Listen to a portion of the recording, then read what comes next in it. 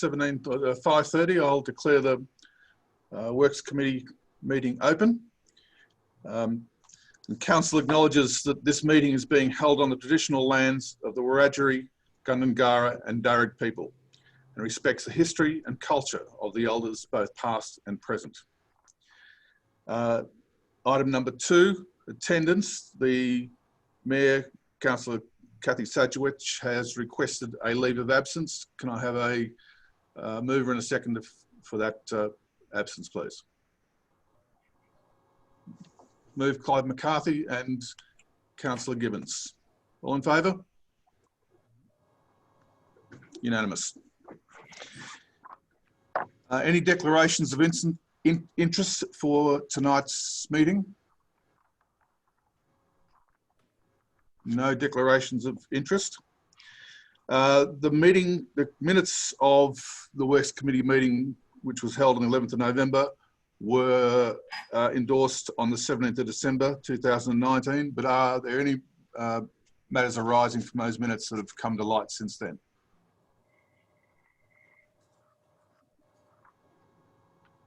No? Okay. All right. First agenda item is 0501, Waldara Function Centre, DA 10201583.1, modification. Before we go any further, I will make the point that this is for information only. There is to be no discussion on the merits of this particular DA at this stage. It is currently under public exhibition, and I would expect that the DA will come to council for decision probably in November. So the recommendation is that this report 0501 be received as information. Do I have a mover and a seconder, please? Councillor Doney, Councillor Capel. Councillor Doney.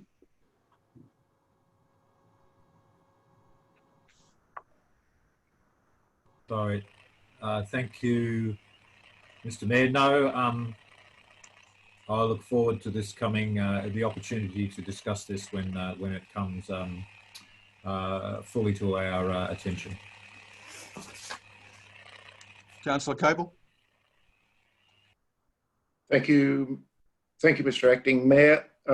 Yeah, no, nothing further to add from what the mover said. Look forward to the discussion in due course, and thank you for the information.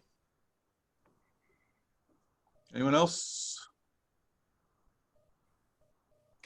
All right, all in favour? Against? Unanimous. Thank you. Item 0502, proposed expansion of the GPS telematics on council plant. The recommendations in 3 parts, and I will just, before we get to that, make a minor amendment to the wording of the 3rd part to make it more correct. It should read: the capital funding to purchase the additional GPS telematics and expand into the remaining fleet and be considered in the 2021-2022 operational plan. So the recommendation is in 3 parts. Part 1, council provide in principle support for consultation to be undertaken with staff relating to the ongoing rollout of GPS telematics to the remaining council works fleet. Part 2, council proceed to purchase and install GPS Iridium to the 3 graders this financial year at a cost of $8,325, which can be funded from the 2021 plant replacement program. And part 3, that the capital funding to purchase the additional GPS telematics and expand into the remaining fleet be considered in the 2021-2022 operational plan. Do I have a mover and a seconder? Councillor McKechnie, Councillor Gibbons. Councillor McKechnie. Yes, Acting Mayor. I support the recommendation, and mainly on the safety aspects that it will provide. Our council, as the comment says, covers a lot of area where there's black spots for mobile and satellite communication. So anything we can do to make our staff and our operators safer and give them the opportunity, or us the opportunity, to be in contact with them at all times is got to be a major consideration. Splitting the cost over 2 financial periods or 2 financial years is a good way of limiting the cost or spreading the cost over 24 months. And I think it's a good idea to do the 3 graders, and because they're the ones that are out in the more remote areas and in the emergency situations. So I support the recommendation. Thank you. Councillor Gibbons. Through the chair, I'm supportive of the recommendation. Again, on the safety, emergency, and the location, the locality of where they're working. I just also think it might give the grader operators some more responsibility and ownership of where they are, and you know, the way that they can assist the engineering team in carrying out their works more effectively and efficiently as well. And to have that contact with them, I think it's virtually a must in this day and age when they're fitting into all private industries. Everything's heading that way, and it's better for all around. So I'm supportive of it. Thank you. Councillor McKibben, we're on 0502, and that's the mover and the seconder have spoken. Is there anyone else who wishes to speak? Councillor McCarthy. Can I just have a clarification? This GPS Meridian, does it show up like a dash cam, or is it only a tracking device? Technical Services Director. Yeah, through the chair. It's a tracking device, no doubt, and it does show up certainly locality and alike on software. What my question is, does it show if someone cuts in front of the grader or something like that? Say a car cuts in front of the grader, wouldn't we be better off with dash cam if we're going to protect the staff? Yeah, through the chair, it doesn't have that particular function as in terms of a dash cam facility. That would definitely be something that would be a separate component to this particular software. Okay, my understanding the dash cam provide a safer thing for the staff, and it's not nowhere near expensive. Through the chair again, certainly it doesn't have a dash cam ability, but certainly has the tracking in terms of both safety, off-road tax credits. It also has the ability, certainly to communicate and relocate machinery as required in terms of maintaining contact with staff. So it does, certainly sell itself from a data set also in terms of the amount of production you're getting out of a machine. Certainly can be gauged for life of asset. So they're the functionality components around the particular GPS Iridium facility. Okay, my concern was that if someone cuts the grader driver operator off with a truck or something like that, it doesn't show up, does it? Through the chair, no, it doesn't, and none of our other plant have that facility either. No, that's fine. I understand the dash cams aren't all that expensive. That's all. Thank you. Councillor Cable. Thank you, Mr. Acting Mayor. Just a question. Is there any annual running cost for this equipment? And if so, how much? Technical Services Director. Thanks, Mr. Chairman. Yeah, good. The answer to that question, yes, there is an ongoing monthly cost, which is approximately $40, and that's to be a part of the mobile or satellite network. So yes, that is an ongoing cost. It's not a huge cost though. Not a huge cost though, by the sound of that. Yeah, through the chair again. Look, it's over a 12-month period. No, certainly, $480 is not a huge cost by no means per item of plant to have that data, which I think is critical to the operations of a council business. Thank you. Councillor Doney. Thank you, Mr. Mayor. Quick question: does it default to the mobile network and only go to satellite when there is no reception? Or, and second question, therefore, if we fully lay out this system, will that be $40 per month for every vehicle that we have in the in council asset base? Technical Services Director. Two questions. Yeah, thanks through the chair.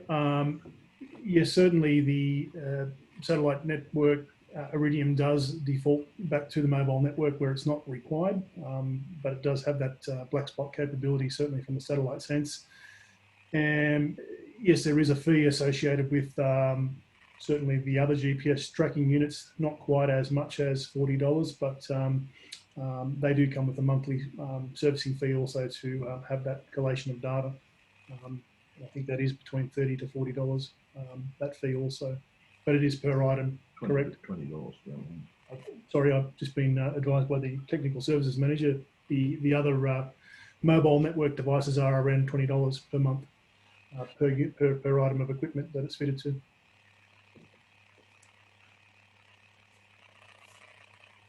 Thank you.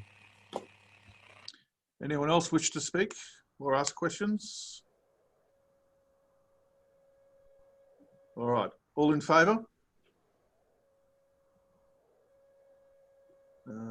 And against? Unanimous. Have we lost Andrew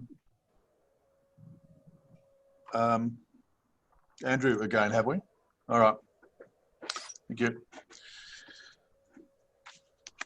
All right, next item, 0503, Fixing Local Roads Grant, the Campbell River Road project. The recommendation is that this report, item 0503, be received as information. May I have a seconder and a mover and a seconder, please? Councillor Capel and Councillor Gibbons.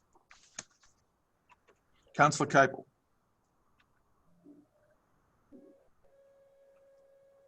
Thank you, Mr. Acting Mayor. Yes, again, a report for information, and I'd like to thank the Technical Services Manager and the Technical Services Director for a most comprehensive report on the job. I think it's very well laid out, and it's the sort of thing that we've been hoping to see for quite some time. So thank you very much for that. And yes, I'm happy to move that the report be received for information. Councillor Gibbons. Yes, sir, the Chair. Very good information. Separates the areas where we need more works than some of the other areas. It's all there before us, and I think they have done very well in explaining that section of road, so a good start. I accept the recommendation. Councillor Doney.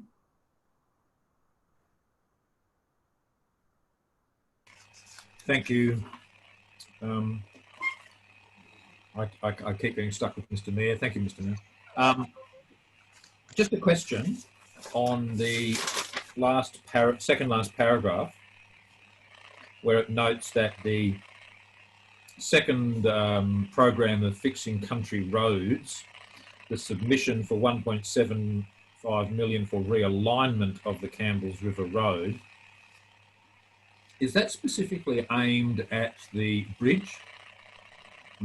And am I understanding this correctly, that nowhere in this is there a renewal or realignment of the bridge, and that's something we're still pursuing to marry with this project, or am I mistaken in there? Technical Services Director. Yeah, thanks, Mr. Chair. The response to that is still that the second round of the Fixing Country Roads grant submission has not been announced. It's just highlighting the fact that if it were to be announced in a timely manner, then that's something that we would then have to take another position in relation to that realignment work, which certainly would bring some benefit to not going right down across the existing road alignment as is currently. So at this stage, what we're saying is that whilst it hasn't been announced, our intention is to do it or do the road upgrade works as per the current alignment of the road across the Campbells River culvert as it presents currently. Councillor McKibben, I'll come back to you, Councillor Donny. Councillor McKibben. Thank you, Acting Mayor. Apologies for my lateness. I had a U down and had some difficulties getting it up. And I'm still in my work clothes, so I do apologise to those attendees to my attire. I read this report and I sort of understood that the last work, or how we should be scheduling this, is that the last work to be done is going to be that section across the Campbells River in case we get the grant, before we get to that stage. Is that not correct, Technical Services Director? Yeah, through the chair, certainly it's a view that we are of a position that, look, we can leave that, to the last part of the work. Again, we're hoping that there is some forthcoming information on that second round of the Fixing Country Roads, as I did mention there to the committee there just earlier. So that being the case, would bring some benefit, no doubt, to the project. We would take that approach. We would welcome that approach should that be a positive announcement as such for the realignment of the road in that section.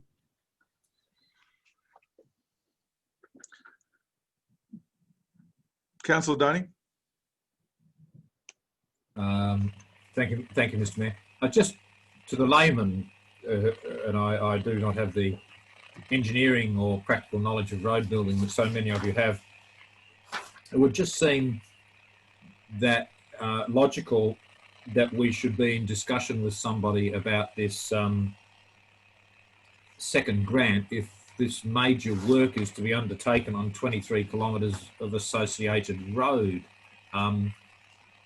That just seems common sense, just seems what we should be doing. Those who understand the process better than me, can you guide me as to that this is appropriate, that we just wait and see, or that we actually pursue this? Through the chair, yeah, certainly it's a process, unfortunately, that has been a little bit frustrated, but in the fact that there was an email sent to state government this week actually asking on the position of that announcement. So again, I haven't got a reply to that. Our grants officer did send that email asking that question because that certainly, as you quite rightly outlined, of our concern in starting this project. And again, also we can do at this stage is take that approach that we work around that section until such time, but again, once the stabilisation starts, that is one of the defined sections on the current alignment down into that river. Should that Fixing Country Roads grant not be successful, then, we will have to proceed with stabilisation on the basis that, we're not going to get this grant. Thank you, Mr. Mayor. Councillor McKibben. Thank you, Mr. Acting Mayor. Then should we, in the schedule that is on page 17, or I presume this is a schedule because it does state project scope summary, should we then be putting row 9 at the end before the total length? Because I'm not sure if this is a chronological order in which we're doing the work. As it's headed scope summary, I'm assuming that it is. And therefore, I would believe that, I think it's row 9, 1, 2, 3, 4, 5, 6, 7, 8, or it might be 8, which says 8:30 to 9.6 kilometres. That should then go to the end. Because I understood from what previous discussions that there may be the determination on this grant for the aqueduct over the Campbell's River may take some time. Yeah, through the chair, yes. You look at, certainly the table is not in a particular chronological order of works approach. It's merely just in a running order to give, I suppose, informative advice about the treatments that will be undertaken. Again, look, certainly take your view and the position of, yes, we probably should have that held over as long as we can to the 11th hour on the project, on the basis of this announcement or pending announcement.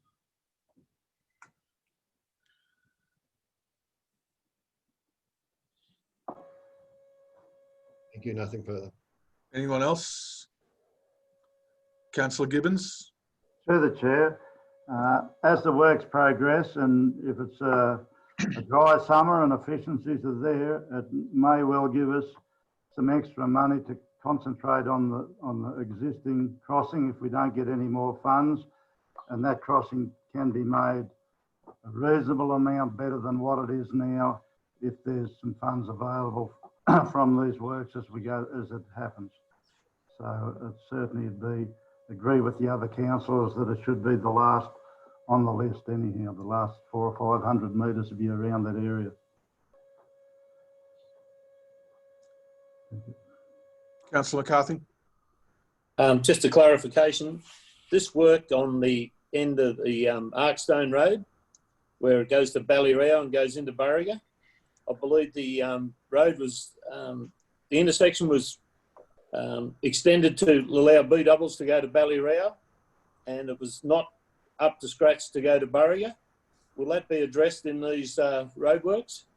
I understand it had to be a pipe extended or something.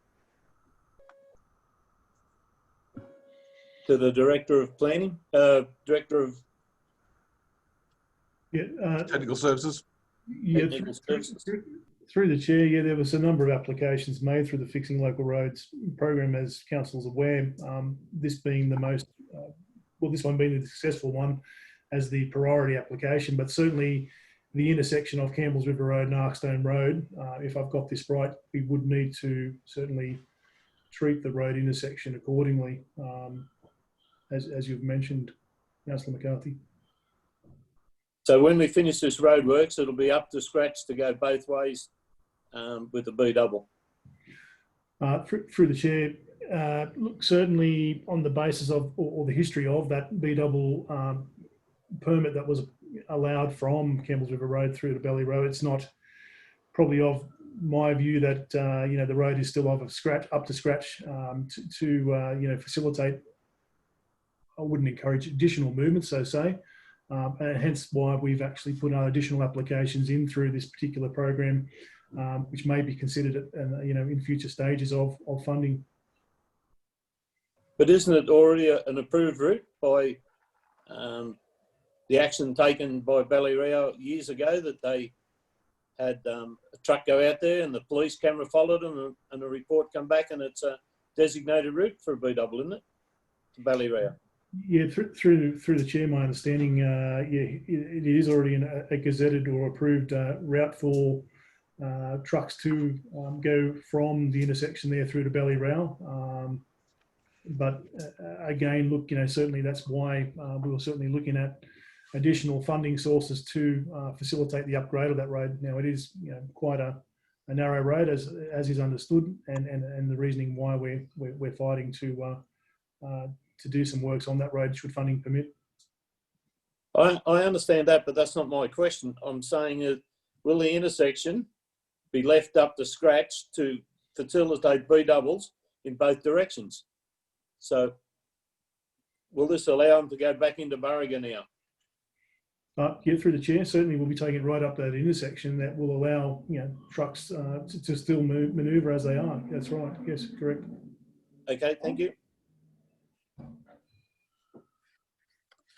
Last question, and Councillor McKibben.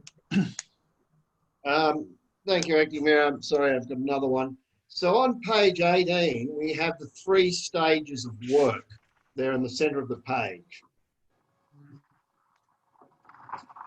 In respect to stage 1, that also, I'm assuming, is the work which is the initial stabilisation scope, which is on page 17 in that tabular form. Am I correct, Technical Services Director? Yeah, that's correct. And certainly, as I indicated, we would hold out on proportion of that stabilisation, should that be the case, about fixing country roads. So we would leave that to the 11th hour, as I indicated. But should we actually hold off on the stabilisation of that Campbell's River crossing further up and after stage 2? Or in fact, up and after stage 3? How long do you think it's going to take for a determination to be made on this, on our aqueduct proposal? Through the chair, they're saying that the announcement is imminent. So what that means, as I said, I haven't got a definite date of when that's going to occur, but it may be the position again. And if we haven't got nothing in the next week or two, that yes, we change the order there in terms of doing the reshaping and additional pavement works, and set the stabilisation back in a different order. So, well, yes, just not do the stabilisation in that area. But if we are unsuccessful in this current round for the aqueduct, I understand that doesn't preclude us from making a further application under another one of the rounds of grants under this for the aqueduct, does it? Yeah, certainly there are other grant applications that may lend themselves to the criteria of a realignment to support, you know, heavy vehicle movement along the Campbell's River Road. Again, it is of the actual Campbell's River crossing itself is of a very poor nature as it currently is. So I think the do nothing is really not an option. Again, it's still costing council funding in terms of maintenance and ongoing maintenance to facilitate that road for those vehicles. So again, look, we're hoping that an announcement is going to be due very shortly. And the next, leading on, Councillor McKibben, I think we've had a good crack at this one, and I'm going to put the motion. Those in favour? Against? Unanimous. All right, item 0504 on page 19, Capital Works Program, progress update. The recommendation is that the report item 0504 be received as information. Can I have a mover and a seconder, please? Councillor Doney and Councillor McKibben. Councillor Doney. Thank you, Mr. Mayor. My compliments on these last 2 items. Really, there's a huge amount of work afoot. And again, from my uneducated stance, my compliments to those carrying this out. This is fairly rigorous. One small local issue, I noticed, possibly because it's too small, I couldn't find the O'Connell footpath anywhere. Does that mean it's just a minor piece of work that's, I think it's on track to go pretty soon anyway, and therefore is outside the ambit of this, or has it just fallen off? Technical Services Director. Yeah, through the chair, yeah, certainly I take your point. Yeah, no, I haven't, it's not on there, unfortunately, but certainly hasn't fell off the radar if that... No. That is... I didn't feel that was the case, and in fact, thank you, Mr. Mayor, I support the report. And Councillor McKibben. Thank you, Acting Mayor. Yes, the Gantt chart on page 21 and 22 and 23 is of assistance to indicate the schedule for which each of these activities is being undertaken. There's a major improvement. However, if we go to the sewer treatment plant on page 23, that just seems to have a never-ending date because it goes 1st of July 20 to 1st of July 21. It has a reference to Hunter H2O without any subsections under the Gantt chart showing for each element which H2O is. And I would have thought for a project of this significance, we should have that. And any other contractors on that project. Through the chair. Because there are a number of disciplines involved with the sewer treatment plant. And obviously some of them are dependent on approvals. Yeah, through the chair, certainly take your point. Very hard to represent on this inclusive work scope. It does have an independent timeline, as you're aware, being a separate committee. So, you know, again, being ongoing, it's sort of representational that this is in progress, more so than anything other than the sewer treatment plant committee that the works party that runs that particular project. So that has, as I say again, has a separate timeline to this, but just as a representation on this chart only. The other section is the Town Improvement Program, item 19, page 21, sort of goes from 1st of July 20 to 30th of June 21. Though I know some things above go to 1st of July 21, so maybe a day's difference there. And then seems to have a blue line behind the grey line. The blue line, the blue bar, I'm assuming, is capturing all the activities under the Town Improvement Levy.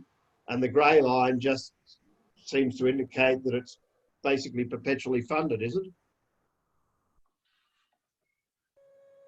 Through the chair, I see what you're saying in the print. I'm not quite sure why the blue line's actually printed in under that, but that's the grey line is the overarching for all projects under that particular town improvement program, and the smaller blue individual lines are the particular project timelines for when those activities are going to actually occur. But again, I do take your point. As I say, I'm not quite sure when that's PDF'd across from Microsoft Project, why it's done that, but I would just ignore that line in under that grey line at the minute. It's not assigned to me. And on page 20, we have Safer Roads Program. Do we have any idea when we're likely to know the result of this application? Through the chair, that's just been put in this month for the next round of the Safer Roads program. As indicated on the Edith Road, there has been a notable crash cluster which has allowed council through a analysis there to put an application in. So again, there is no defined announcement time, but again, that wouldn't be until next financial year. Again, this will be announced this financial year, but the work wouldn't be, if we're successful, wouldn't be until undertaken until next financial year. So it's just indicating again that we have put another application in through Safer Roads program. This year we have funding under that particular program to do work on Abercrombie Road, which is $1.9 million worth of work. This financial year, actually, they've provided 1.6 of that 1.9 million. And another 300 next financial year to carry on with that work in Abercrombie, on the Abercrombie Road. So with any luck, we'll certainly get another application up which will allow us to do work on Edith Road as part of safety improvements. Thank you, Mr. Acting Mayor. I second the recommendation that this report be received as information. Thank you. Anyone else wish to speak? Councillor McCarthy. Just a clarification, the Ginkin Road number 3 in the program, is that going to be sealed, that roadworks? The 1.3 kilometres?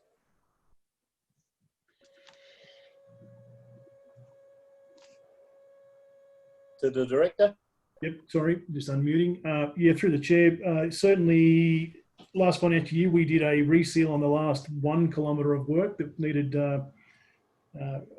bringing back up to condition, acceptable condition.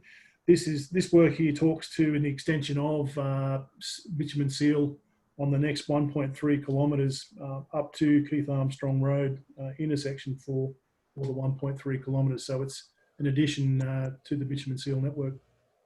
So thank you. That's what I asked. The other one is 18 on Lowesmount Road. Which end are we starting on the Lowesmount Road? This is the special rate variation money, isn't it? Yeah, through the chair. This funding here has been combined with special rate variation money, or former special rate variation money, and roads recovery money. But the section that we're looking at the minute, because there is another application in with the government under the Tablelands Way project, albeit given this is one of the 8 priority roads, we're throwing money or putting money towards the Lowesmount Road section from the 100 kilometre zone there near the substation, heading out towards Rudders Bridge Road. So getting 1 kilometre of rehabilitation to the pavement there. Okay, thank you. And the other one was in the safer country roads, weren't we going to extend the road in between Butter Factory Lane and back towards Oberon? Weren't we widening that section of road? Didn't we get funding for that? Yeah, through the chair, certainly the Transport for New South Wales repair program, the submission that Technical Services put in to the panel was successful for 2 kilometres of upgrading between Titania Road to Butter Factory Lane. So yes, there's $800,000 of work will be undertaken there over that 2 kilometre section, which is a 50-50 funded project. And where's it scheduled in on? We have that. Okay.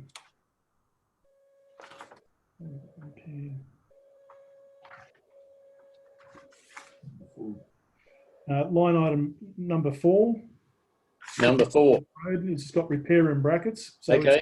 It's scheduled. It's scheduled for the end of this month, and hopefully it can be completed by November this year. Okay, thank you. Councillor Gibbons. Yes, sir, the chair. I'm forever the optimist, just making some comments. I'm hoping that on the Carlwood Road, with weather a bit reasonable, we can get more than 2 Ks done for 380,000.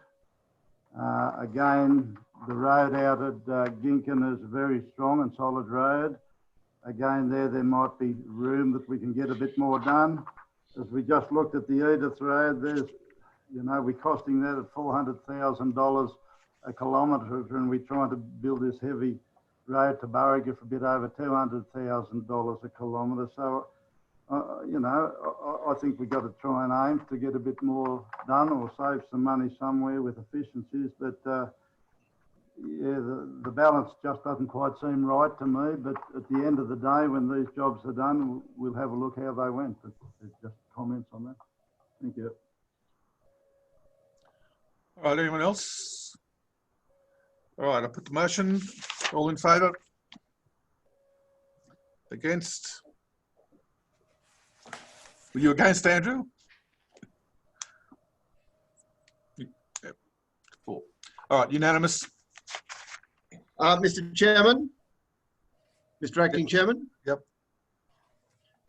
In respect to the next matter, 505, as I wasn't in attendance at the time the meeting was called, I believe that I could have a non-pecuniary interest here because there's a recommendation that a relative may receive remuneration from Oberon Council for the purchase of trees.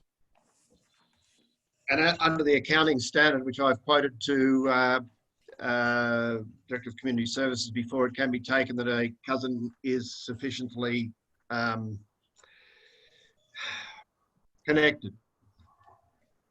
I can't remember the standard. I know that the Director would be able to assist me in that.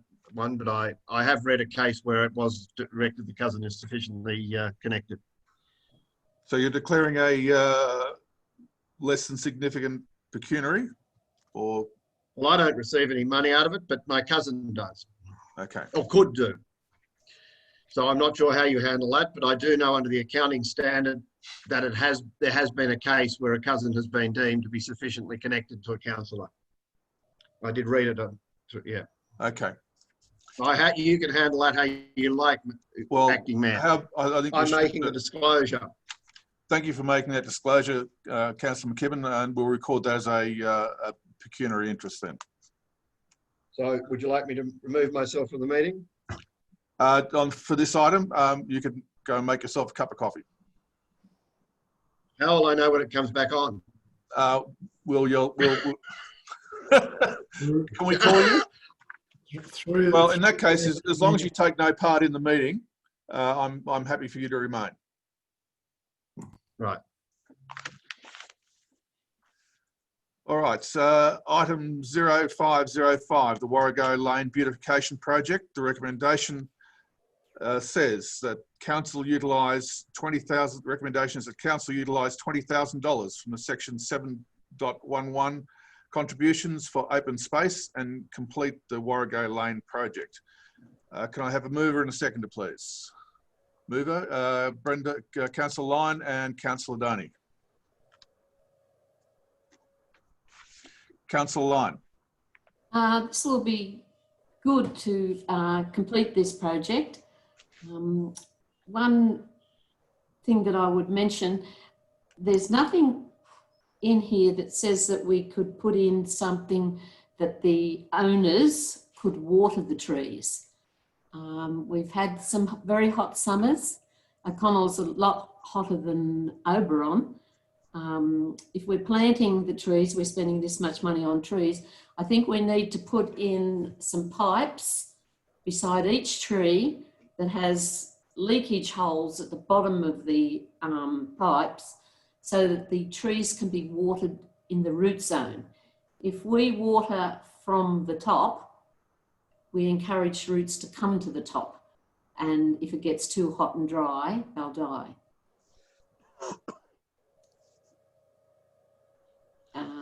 I think the choice of the trident maples and the crab apples will be lovely along that lane.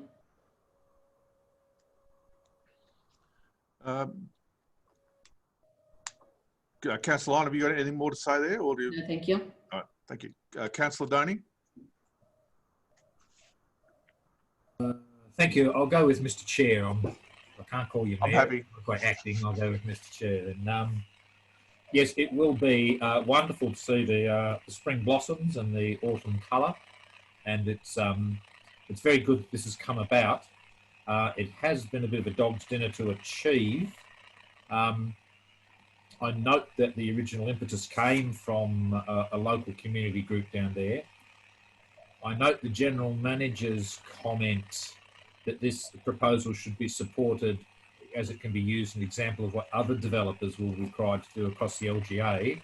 That would be absolutely wonderful. We just need to tidy up a couple of things, such as the developer isn't doing it, the council's doing it and we're paying for it.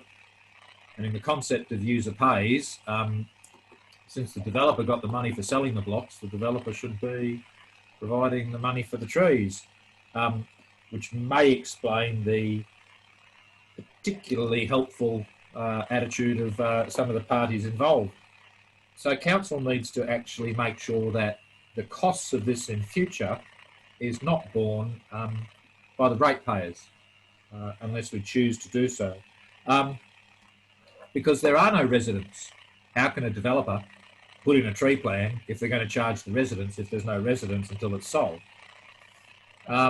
And also, whilst I think resident involvement is excellent, I think we also look for a bit of council planning in the long run as to the treescape that we choose to extend across the council area. So I think we could fine tune a couple of things, but it's going to look absolutely beautiful. Thank you, Mr. Chair. Thank you, Councillor Donny. Anyone else wish to speak?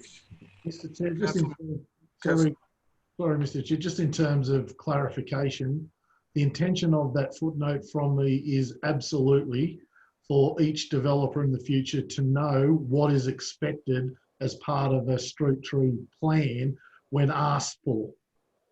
That was the intention of the commentary in the report, not that we would do it, not that we would pay for it. It's the example of what we would expect. Just wanted to clarify. Thank you, Mr. Chair. Councillor McCarthy. Yeah, just on page 25, the 3 tine ripper, due to our expectations that this will be done by the developer, can't we hire a 3 tine ripper for this project, and then we shouldn't have to use it in the future, in respect that, yeah, it should be done by the developer and we'll have no need for the ripper? Hasn't some of our staff got one that they could hire us? Through the chair, the reason for the ripper in this instance is staff have indicated that given council's appetite for additional ongoing tree planting across the LGA, this type of apparatus will not only be used for this development, but a really good addition to our parks and gardens plants for ongoing and future uses, which is the reason why it's been provided for in this report. If council proposed not to incorporate that into the recommendation, I suggest that they could do so at their recommendation.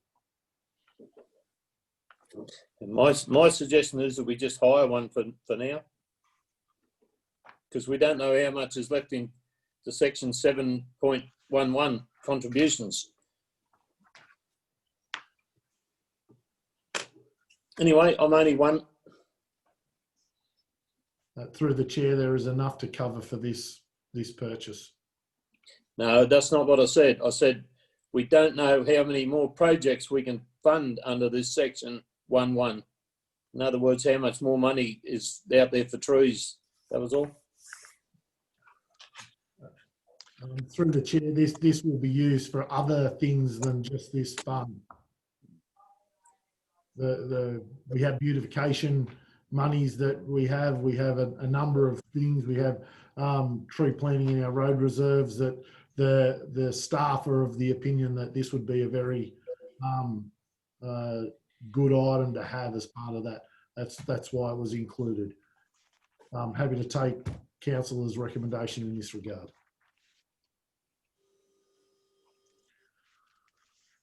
Councillor Doney, sorry, Councillor Capel.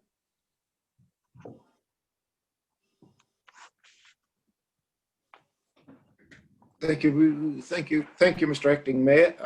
Councillor Doney, as she was moving the motion, made reference to the fact that we had discussed some watering systems and the need thereof.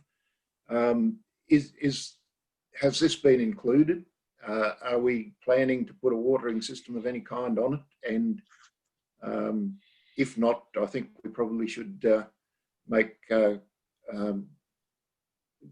room for a watering system.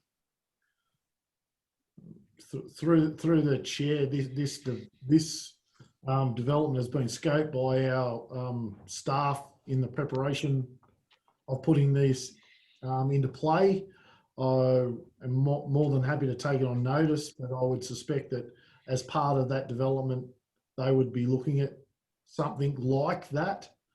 The beauty of this development as it sits right now is that it's the buy-in from the group in Warrego Lane has been very supportive as well as constructive, and they've also substantially congratulated council for taking this approach whereby they've got some buy-in to what they want to do. So the reason why we did this is that we buy into what they want. I'm hoping that they buy into what we're trying to achieve down there, and they take some ownership themselves in trying to water and keep an eye and some awareness on this. I'd hope that would be the case. We still have the overarching responsibility of making sure that they survive, but I would hope that as part of dealing in this process, that the residents would take some sort of ownership over that as well.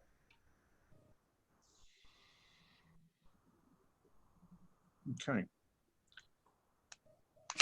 Councillor Gibbons? Yes, sir, the Chair, totally agree with the GM. I can go back a few years when the Black Springs Progress Association purchased trees for the village there, but the opportunity was for the people where the trees were outside their house was to make sure they lived, and they all lived, and we took the responsibility of watering, and I'd support that particular way, that the community down there has some buy-in and opportunity to do something towards it. Thank you. You had a last question, Councillor McCarthy? Jason, the trees will have mulch around them, will they? Mulch of lucerne or something like that?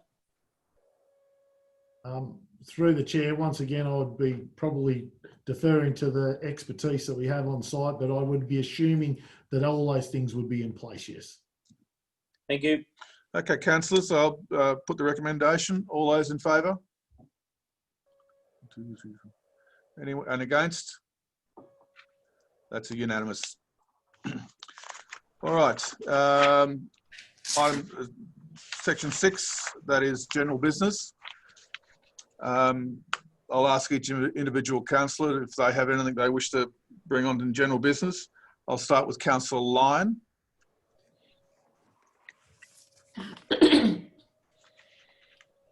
I just like to talk about the tree policy and whether we could form a committee, including the staff, and move this policy along so that we meet a little bit more regularly until we get the policy up and going.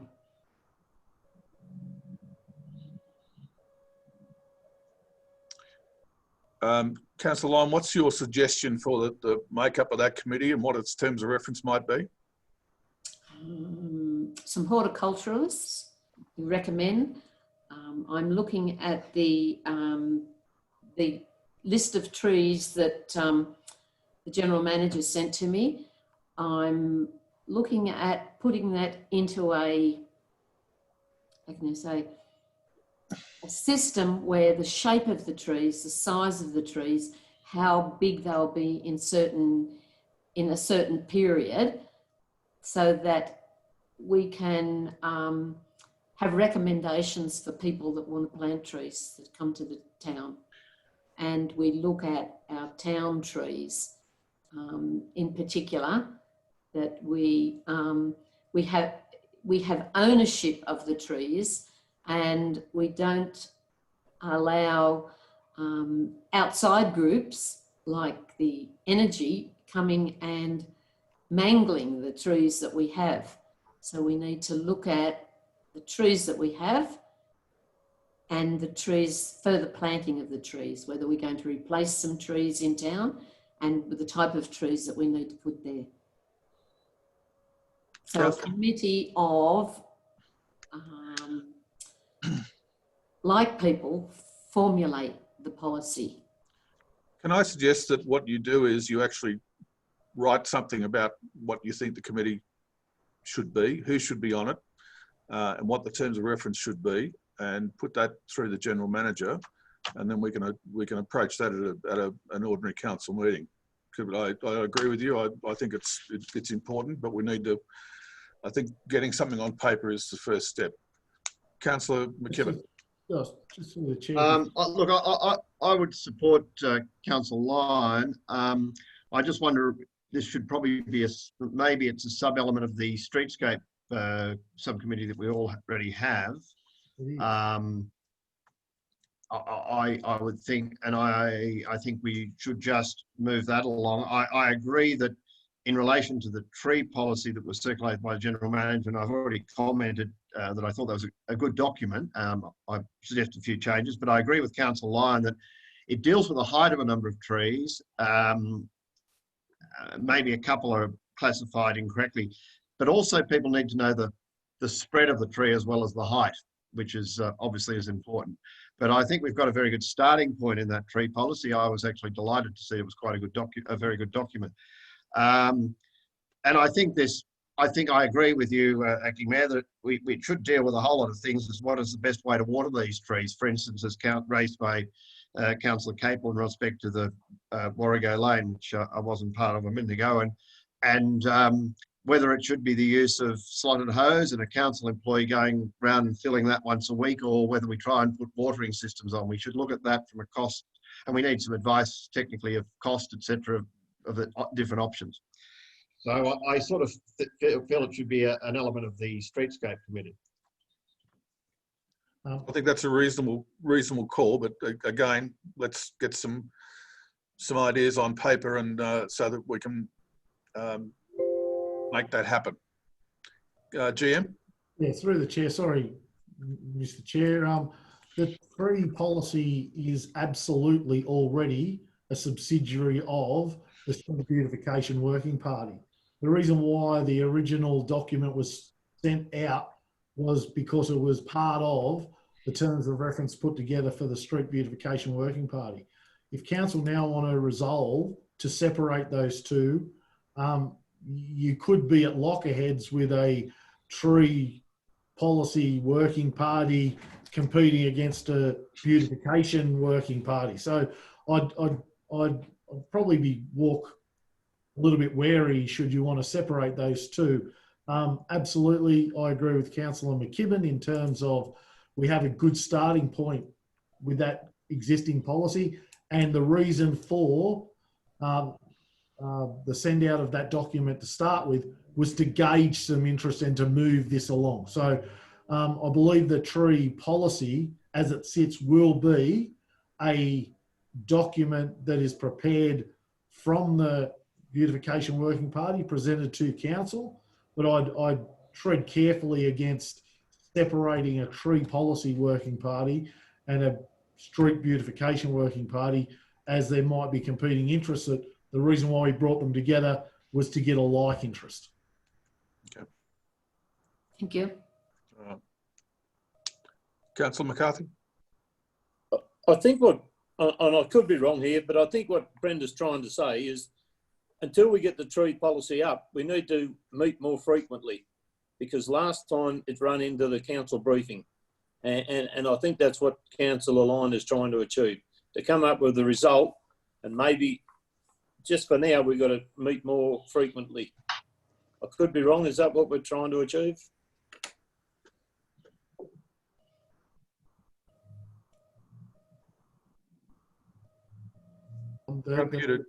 Just through the chair, the reason why I'm trying to provide these documents to councils to get these moving along rather than just keep on talking about one sort of thing. Like there's many parts of that terms of reference that we're trying to move along. So if council's in a position that they want a more regular meeting for either the Beautification Working Party or any other working party, please provide it to me, because we're trying to do exactly that. All right, anything else, Councillor Lyon? No, thank you. All right. Councillor Donny?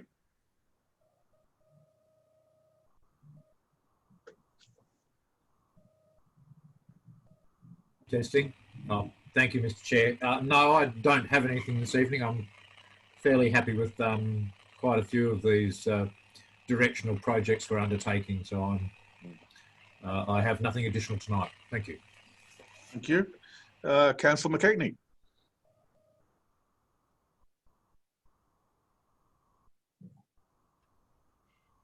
Yes, thank you, Acting Mayor. The only issue of general business that's been raised to me by some residents of Scotia Avenue is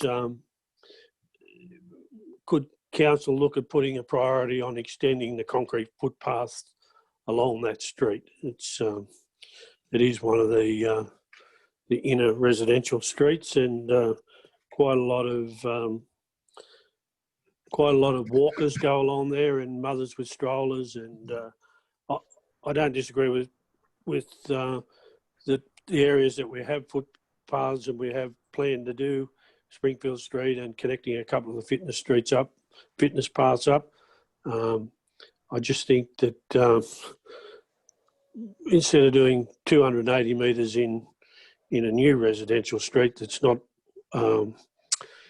fully occupied with residents, we could maybe do 200 and put another 80 metres on Scotia Avenue. But I just was asked to bring it up. Could we consider prioritising that in the footpath plan? That's all I've got. Thank you. Thank you, Councillor McKechnie. Councillor Capel.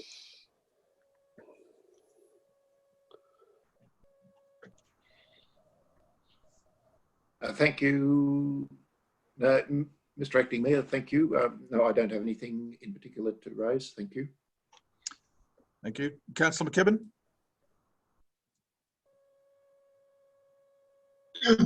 Thank you, Acting Mayor. Look, a couple of minor issues in relation to, in particular, Burriga Road. The Technical Services Director, the signs there that talk about shoulder closed up the top where that embankment has fallen away keep getting thrown off the road by some larrikins and ending up across the fence. I've retrieved them several times and re-put them up, but I'm getting a bit sick of doing it. I don't know if we need to lock them or do something. Maybe we need to whack an iron post in and actually, you know, wire them up with some strength because they keep getting thrown down the embankment. The other thing is between Gilman Dyke turnoff and the end of the Shire area where it meets Bathurst, there are some rather, I know you've had a go at looking at the potholes there that I've raised before, but before that triangle bridge, the dirt that was put in the potholes by the works crew is actually worn out of the potholes. And there's actually another area that's pretty bad, about quite a while, maybe a kilometre back from that, where the road is really broken away. And I realise that this has occurred in a lot of the areas of the council on roads as a result of the wet weather, cold weather and the drought before that, but I just raised those couple of points. In relation to the shoulder closed signs, if I have time, I will myself go up and bash some maxi posts. It might be a bit stronger than normal iron posts and try and wire the signs to it. That's probably the best idea as a Technical Services Director. Yeah, thanks for the notification. Certainly I'll get to dive into it and we'll come up with a more robust plan. Thank you. Sorry. You got more? Look, that's the only thing. Now, if I could, gentlemen, Acting Mayor, I'd just like to I wasn't part of the Warrego Lane, but it's a general question I would ask.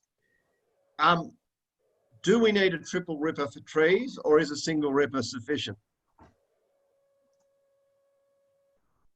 I've always used a single ripper, but I only put smaller trees in. Maybe that's the reason.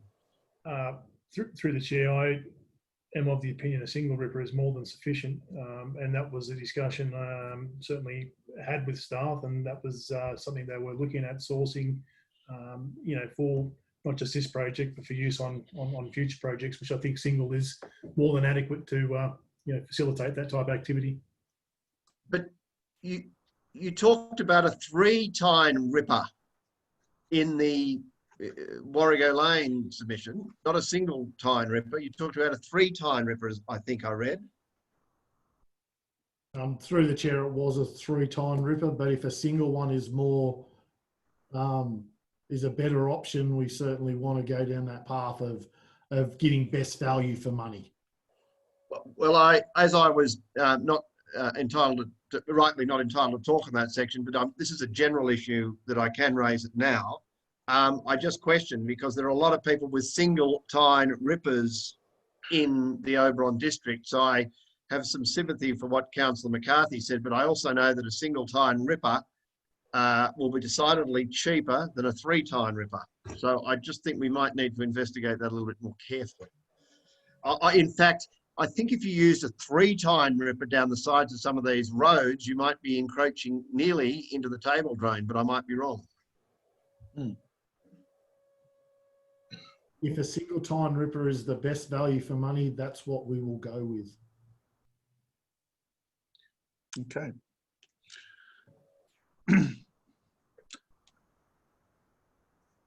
Councillor McCarthy?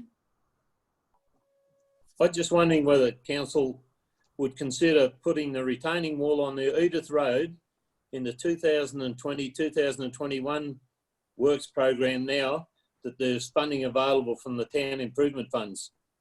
I understand it was put back into the 2022 because the funds weren't available, but I understand that the funds are now available from council's decision the other night. So I'm just asking, this is only the base, can it be brought forward into the 2020-2021 works program?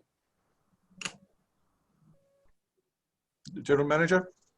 Through the chair, there is unallocated funds, as rightly suggested by Councillor McCarthy, and those funds will need to be resolved by council to, in fact, utilise. It is one of the programs that we were looking at bringing forward as part of that report, and more than happy to, if that's a direction from council, we'll include that in the report back. When?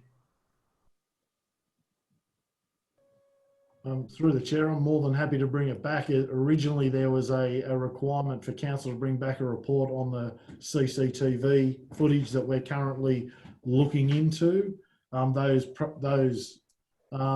cameras have now been in play for over 3 months, and it was after 3 months that we put a report back.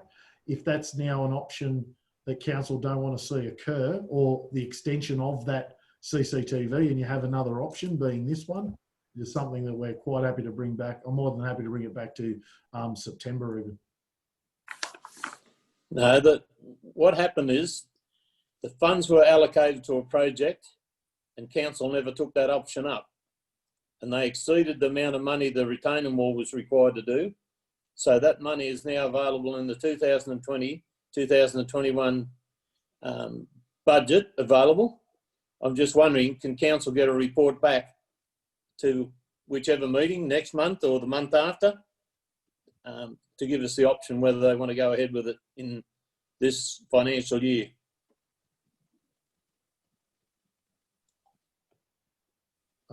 Through the chair, can you provide which project you're looking at, Councillor McCarthy? That's not the signs. Oh, so we're talking about the same thing. So it's that unallocated provision that we had, that we were looking to utilise as part of the signage project, that is still unallocated. I think that we're on the same page in terms of what we're proposing. Okay, thank you. Thank you, Mr. Mayor. Thank you. Councillor Gibbons.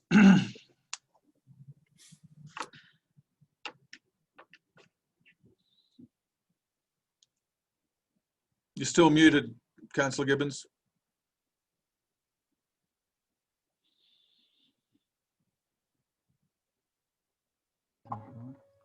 Now you're on.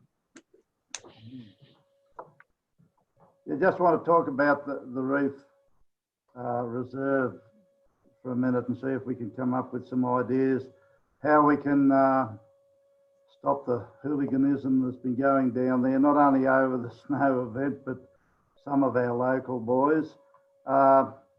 We tried to change the road network a little bit there in one stage so it didn't go near a private property, and they've reopened that track which it leads to erosion, and they've gone straight down over the form track and into the fence there. I just think if we can maybe have a look with the engineer or someone that's interested and come up with a bit of a plan to do some practical things there, like a few logs or a few rocks to make sure they cannot get on some of these tracks that we don't want them on. And also we tried to get some topsoil cover on another area where they rip up this bank and down to see how far they can get up.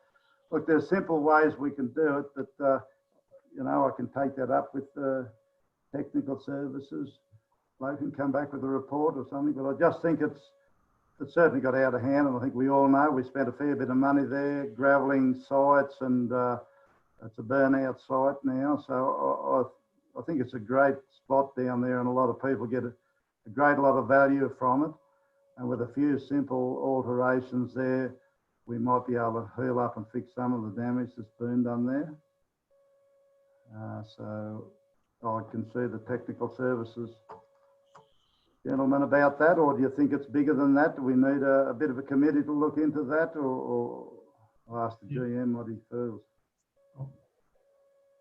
Through the chair, I'd suggest that in the first instance is let the technical services director and maybe even yourself, councillor, meet and have a look at what would be required to identify some of these things that we've outlined there this evening. We're certainly aware of it, and we've certainly made some representations in terms of what that is, how you stop that type of activity. If anyone has the answer, please let me know, because at this point in time, it's not just that spot that we're chasing that type of activity. It's something that we have to deal with every week, unfortunately. But yeah, more than happy for a report to come back in terms of what the results of that investigation are, because everything that you've raised at this point in time is going to cost. Thanks for that one. Just the other, the lighting in the common, there's a bit of an incident down there last Thursday night, and it was probably the first time there has been one to my attention in 15 or 20 years, but there was just no lighting in that top half of the common right down. There's a light on way down the bottom between the second and third dam somewhere, but to call the police and to direct them and do some things, it was all happened in a very dark spot, and it could have been fairly nasty. I'm just not sure what the answer is, but we've tried to get them working. They worked for a while. I don't know if it's the solar panels, don't know how it all works. I really think we need that lighting that we can be sure that it's going to work. So that's something we're going to have to have a good hard look at, I think. That's it for this meeting, thanks. Thank you, Councillor Gibbons. I have one item, and it's to provide clarification of an article that appeared in the review last week. Invoice, and this relates to Waldara. It won't affect the DA or consideration thereof. But the item was that that invoices had not been provided to Waldara.